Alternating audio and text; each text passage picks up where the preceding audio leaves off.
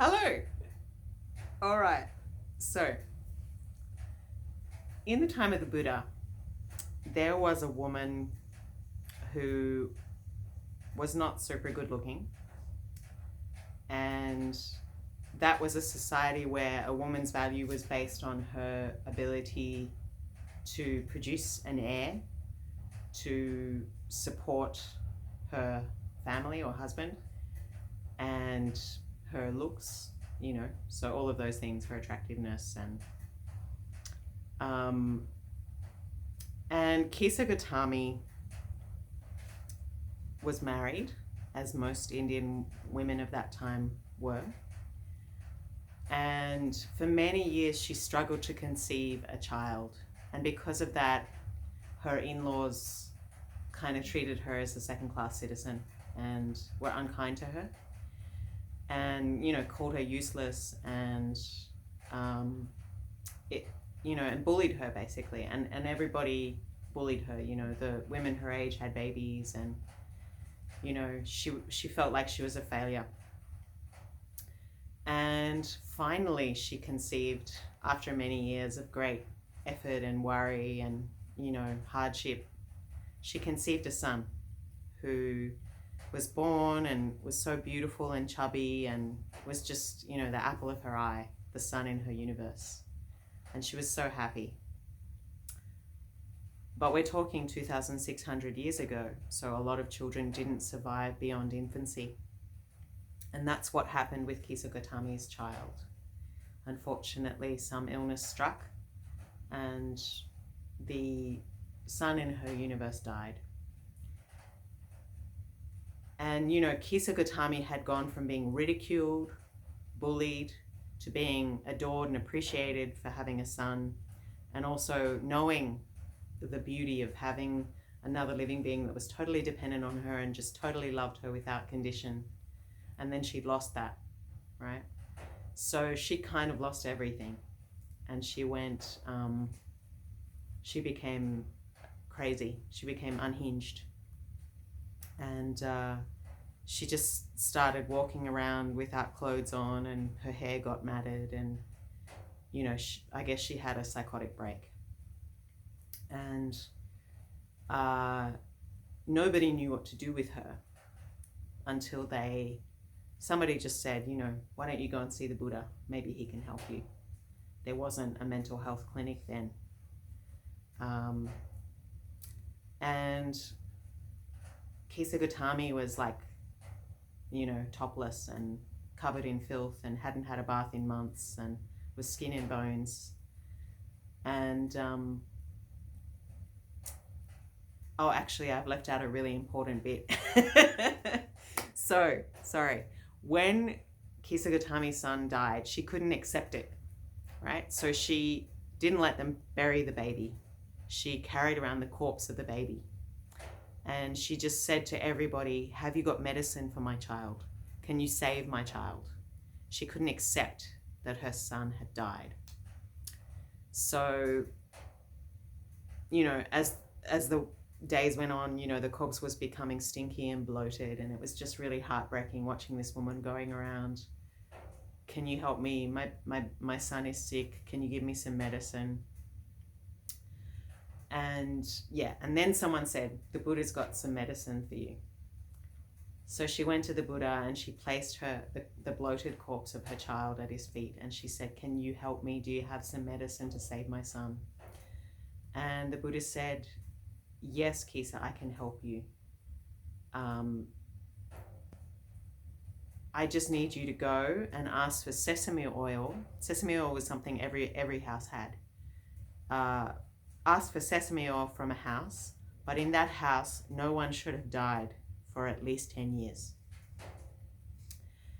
And she was like, amazing, sadhu, wonderful. That shouldn't be too hard.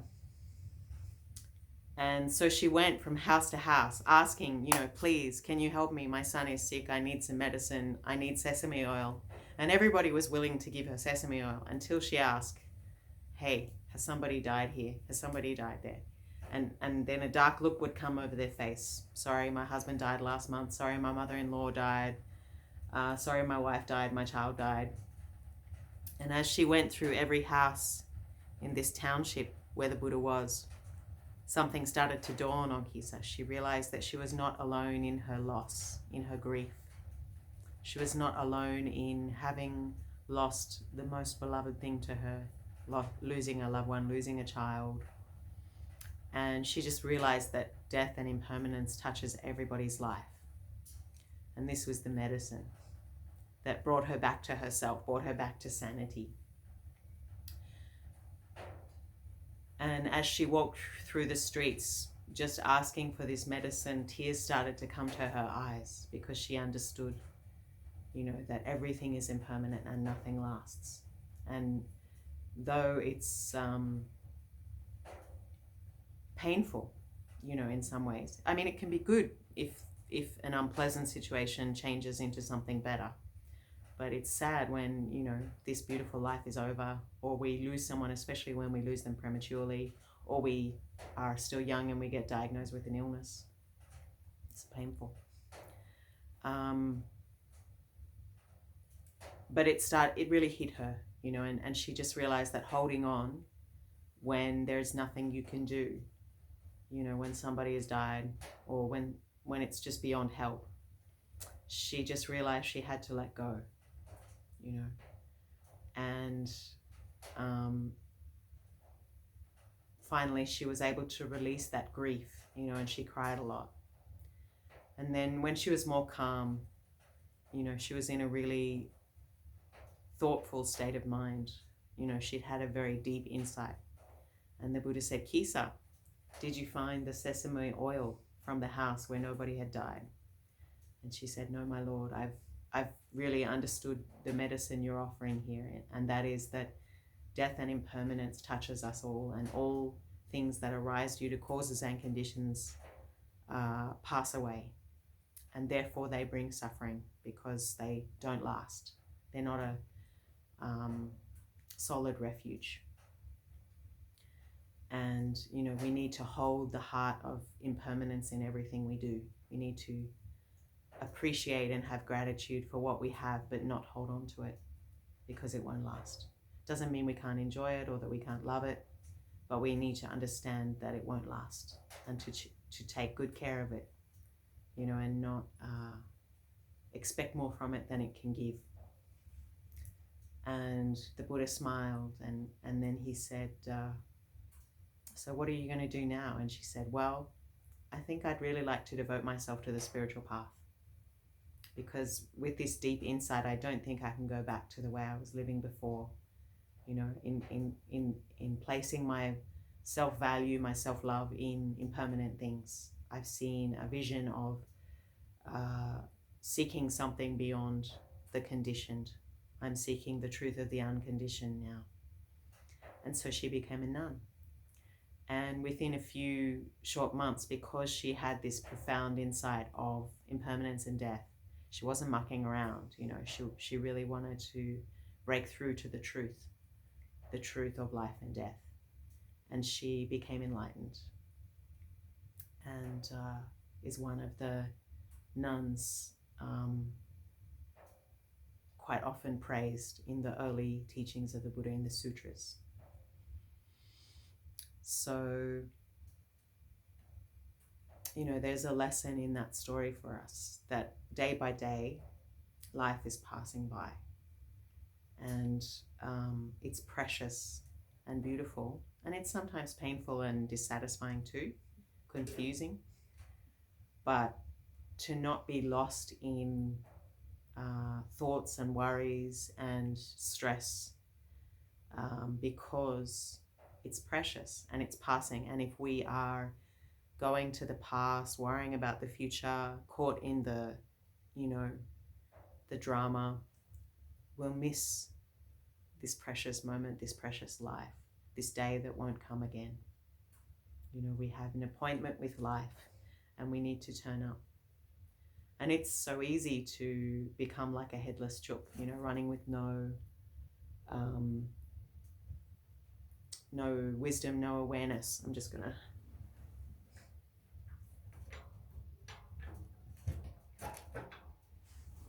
it's so easy to lose yourself in that headless chook life. And in a way, it's praised, But as the philosophers say, the unexamined life is not worth living, and from a Buddhist point of view, less is more.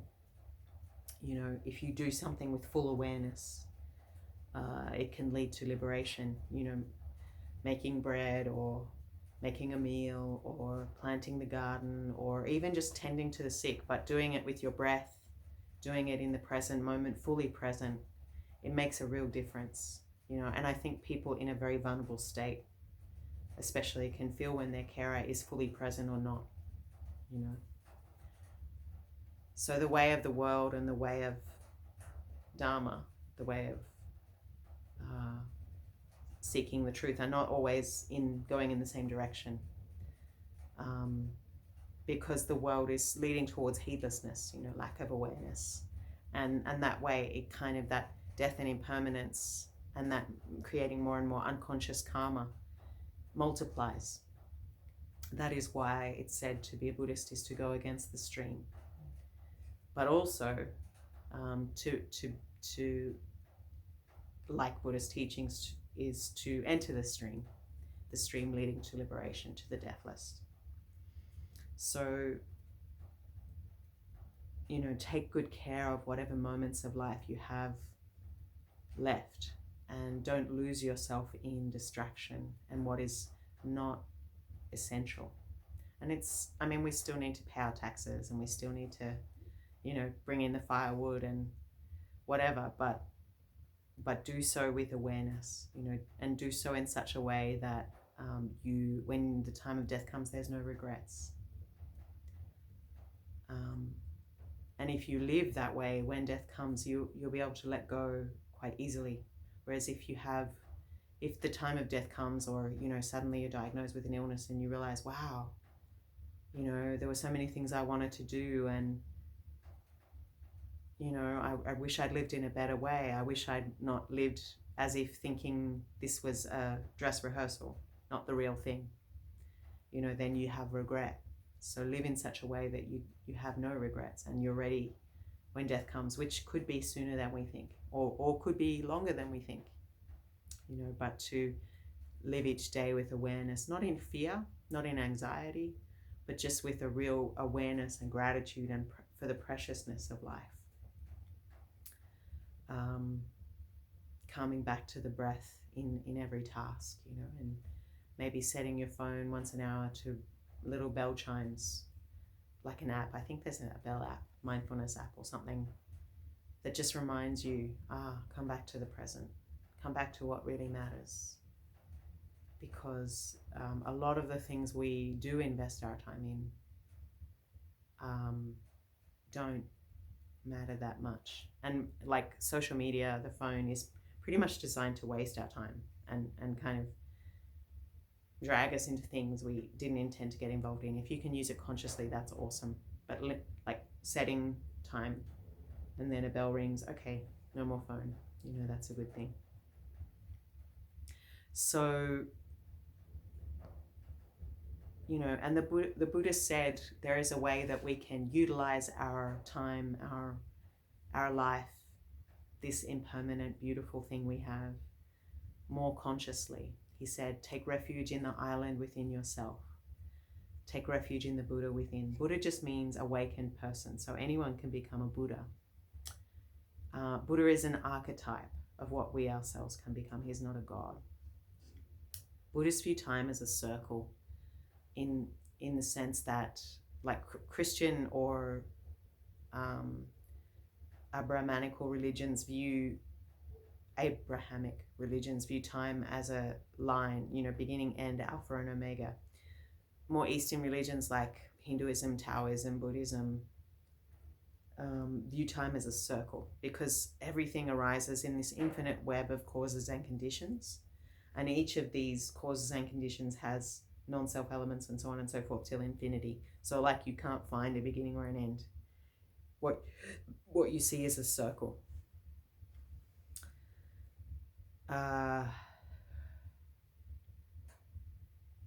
But of course, you know, the aim is to get out of the wheel of birth and death.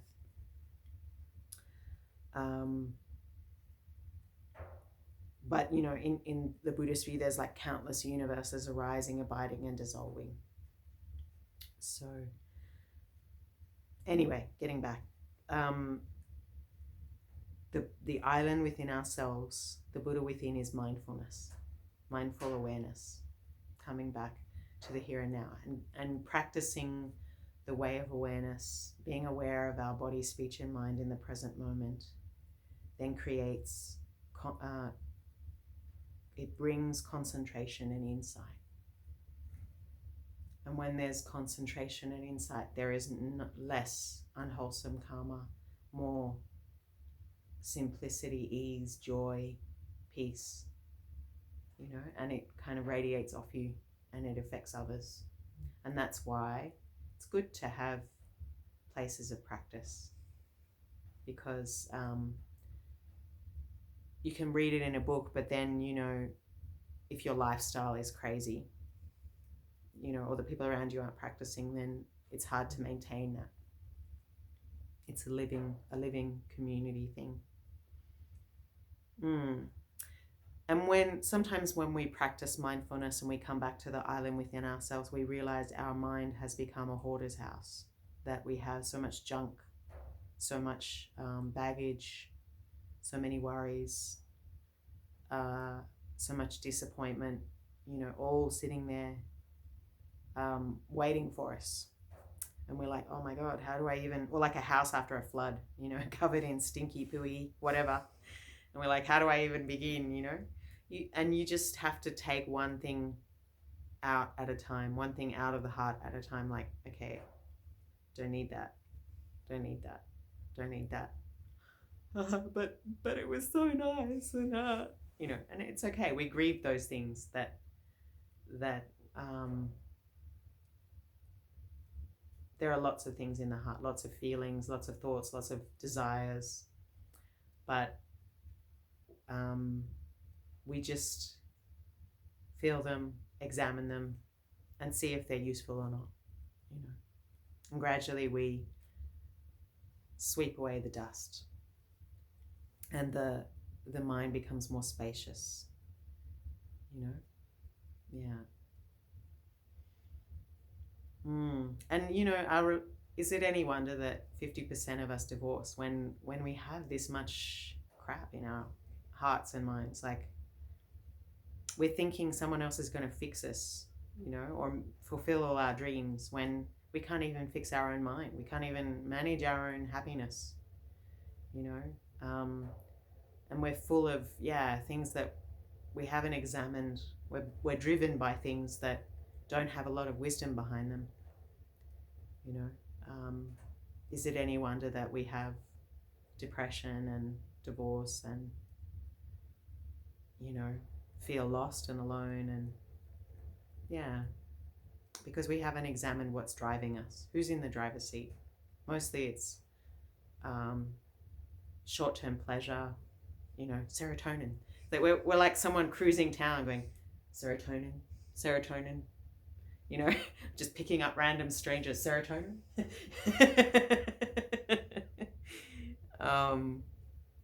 But it's not very conscious, you know. It's not very conscious.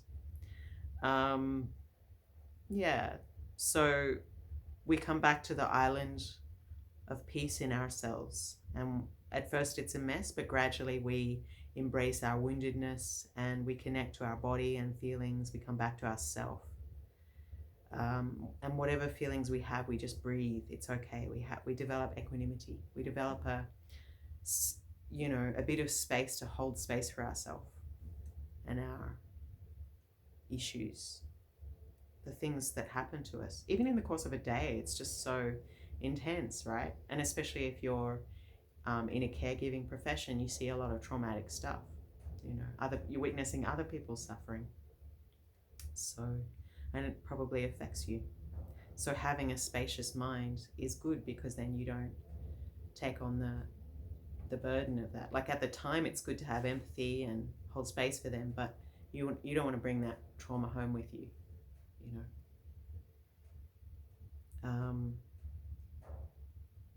So this is how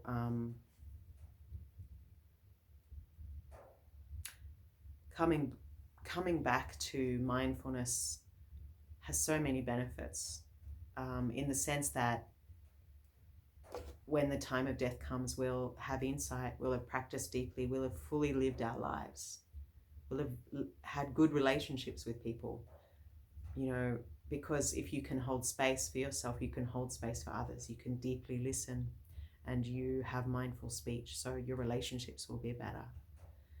You'll probably have had more clarity about how you've lived. You've lived a conscious life, you've lived a good life, you've mastered, taking care of the prisoners of the heart, which is knowing how to have a cup of tea with this, the emotional baggage, and not letting it control you, so that you get insight and not more trauma, more anger, more rage, which is easier said than done,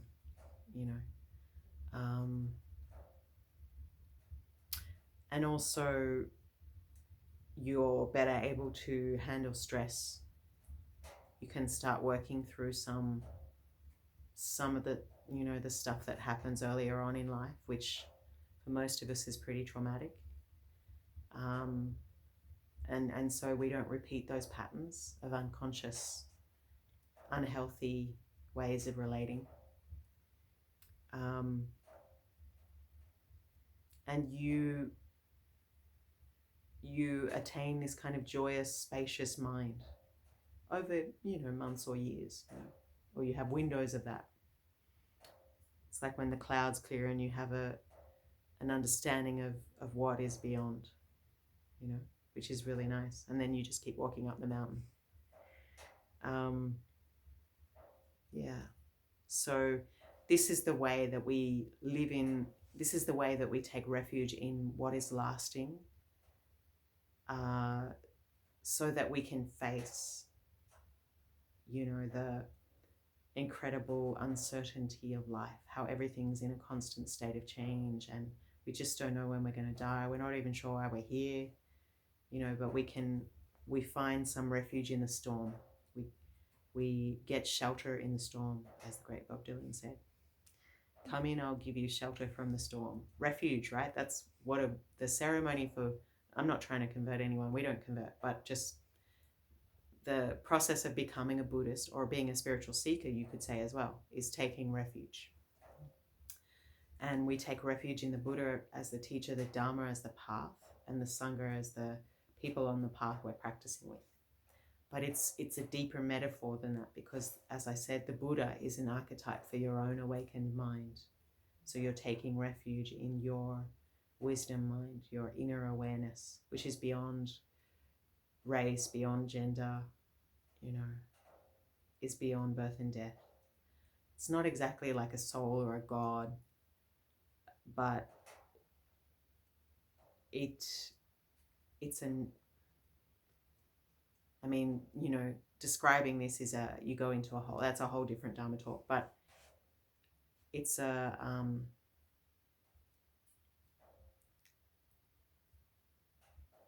it's a place of refuge. Let's just make it, it's grace. Let's just make it that for now, which is good enough, right? It's a good enough beginning. And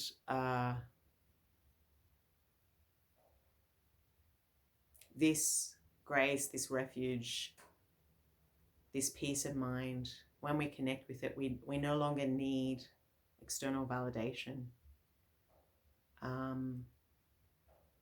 We kind of connect with what is benevolent, what is really important, what is satisfaction and love. And we also don't feel that sense of not being whole anymore. A lot of us spend a great part of our life looking for acceptance, looking for respect, looking for, some people want attention, they want to know where they belong, they want love, they want friendship. But when and there's nothing wrong with any of those things, and all of those things are healthy and normal, to a certain extent, with the attention thing. But when you connect with this luminous awareness, this present moment awareness, the need for the sense of loneliness, the sense of something missing, diminishes a great deal. And that's why people say, you know, someone in the local area just said to me the other day, like, why would you want to be celibate? Like, there's clearly, it's just a bit weird, you know, and there's all these people breaking their vows of celibacy anyway, so why would you? Haven't you seen the Thornbirds? and I was just like, you know, yeah, celibacy on its own is no great thing, not very special. But if you find a great love, which is the peace of your own heart, that is a wonderful thing, because no one, the peace of your own heart won't divorce you. The peace of your own heart won't, you know, stop coming around if you say something offensive. The peace of your heart will love you as you are, you know, and if you connect with that, you're better able to love others. You have a loving relationship with others, which is free of manipulation, free of expectation, free of jealousy. You're really better able to have a loving relationship with someone else because you're secure in yourself, you're well adjusted, you're not codependent, yeah. And you're not using someone else like an alcoholic uses a whiskey bottle. And we're not involved in those kind of unhealthy behaviors that that lead to suffering or addiction, or, you know, harming the planet or harming ourselves.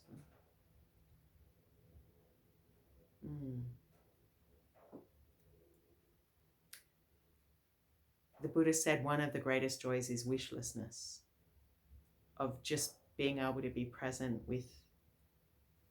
without needing things. Like, of course we need basic things like shelter, food, clothes, you know, but beyond that, you know, we get bored in the West. We always want the next new thing, the next new stimulation.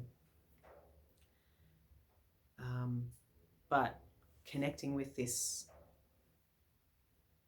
mindfulness, this present moment awareness, it's not always easy. Like, there is definitely days when you're processing delusions and old things, and, you know, you see there's a lot of junk in there.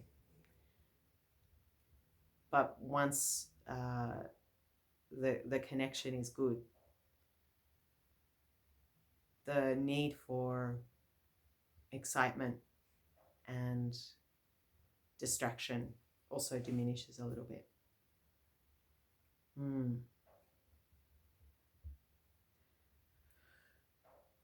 As part of mindful living, Thich Nhat Hanh developed what he calls the 14 mindfulness trainings of the Order of Interbeing, which is a group of people committed to socially engaged Buddhism, committed to living a life of compassion and awareness, but also creating justice in the world.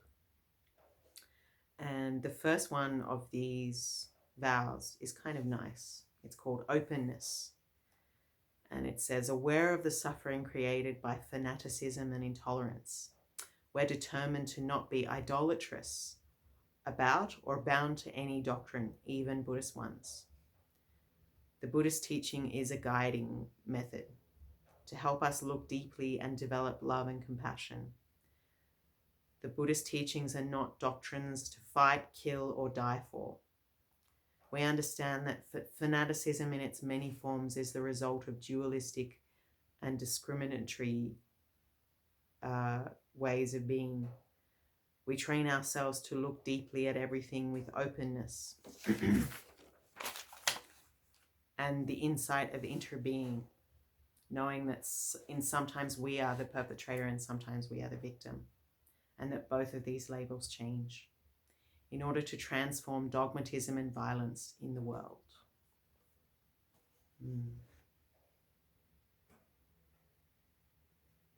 complex, because sometimes there's, people who need to be stopped doing evil, and to stop them to take action in the world, to stop evil being done without hatred is a challenge. Yeah. Setting healthy boundaries and having a point of view that might be the right point of view, might be a good way of seeing things without being rigid, because there's always 360 degrees ways of looking at something. What we see, we may only see one side. We don't see, like, for example, when someone turns up in the park with dreadlocks and filthy and kind of an alcoholic, and we see someone who's failed at life, but we don't know what they've been through, how they see things. Yeah. So it's always good to keep a little bit of a broad mind, and why people believe what they believe, and how to reach them. That is such a challenge in this day where people are so divided, and within their own little echo chambers on social media. Like, we hang out with the people we like, who like what we like, and we never have conversations anymore with the people with the people we disagree with. The only time we meet is like along a picket line where we're yelling at each other. And you just kind of, especially COVID, right, showed us how divided we were, and the extremes of belief, and how people disconnecting from reality and each other can lead to some pretty weird and extreme views, some pretty uncompassionate, intolerant views, even from the people who are committed to justice, can be a little bit authoritarian and cancel someone. So it's a good thing to call people in instead of calling them out. If someone's doing a lot of harm, then maybe sometimes they need to be called out. But if you can call them in try to call them in before you call them out, would be good. And some people you can't help, so you just get some space and keep them in your prayers. It's not that you don't care about them, you just can't help them.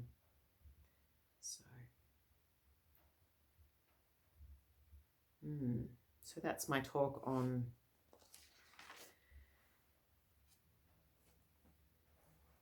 mindfulness and making the most of this precious life, and dealing with the mind, dealing with the taking out the mental trash, the hoarder house that is our current existence for many of us. Yeah. Do you have any questions?